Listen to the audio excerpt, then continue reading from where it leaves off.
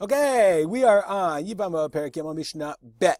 Our Mishnah is a continuation of our last Mishnah. So in order to understand, to remind you of our last Mishnah, we had two sisters who were married to two brothers and then they died. So each one had zikah to each brother. We're just going to remove these zikah indicators. Each one had zikah to each brother. And therefore we said both brothers were asur to do yibum on each sister because each one was considered achot zekukato. Our Mishnah is a continuation of that Mishnah, and as you can see from our chart, is a little bit more complicated. Haita achat mehen asura al ha'echad isur erva. So now we have four brothers, two of which are married to two sisters. But in this case, one of the sisters is asur to one of the leftover brothers. Let's explain. So you have four brothers, okay? This brother, Levi, had a wife, and his wife had a son.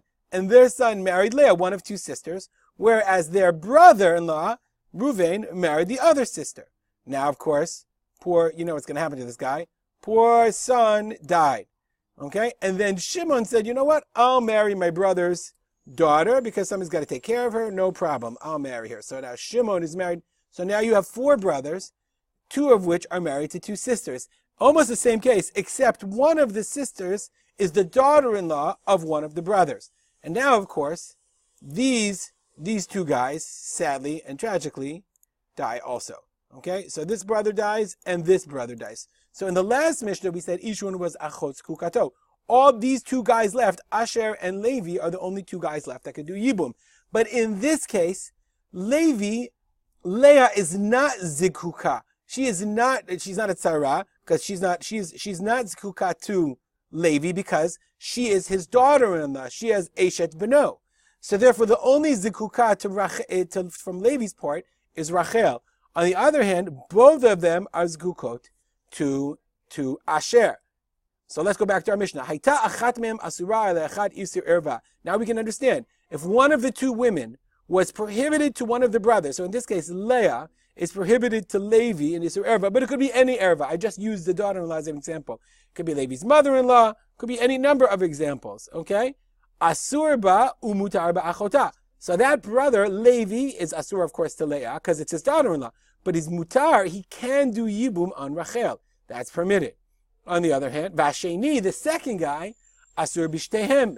Okay? And the second one is prohibited. Asher is asur, both Rachel and Leah. Because both Rachel and Leah are sisters. Achot zekukato. Like we learned in the last Mishnah. Isur mitzvah v'isur kedusha. Let's say, otherwise it's an Isur Mitzvah Isur Kedusha, as we learned, it's only an Isur D'Rabbanan. It's not Levi's daughter-in-law, but one of them, Leah is Asura to Levi. Let's say Leah is a Mamzeret. Or one of them is a Mamzeret and one of them is not a Mamzeret. Or that's Isur Kedusha, Isur Mitzvah. Or Isur Kedusha, one of them is a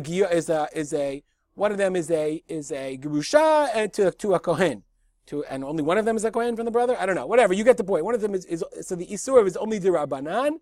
Then we say Choletzet v'lo mityabemet, both for Levi and for Asher. Even though it's only to him, she has to be Choletzet. He cannot do, there is Zikah Midoraita for both of them, and therefore they are al Chotz Kukato, both of them vis-a-vis Levi, and therefore each one has to be Choletzet and not mityabemet. We'll stop here and dedicate our learning to the memory of my father, Harav Simcha ben Yitzchak Kalman. Have a good day.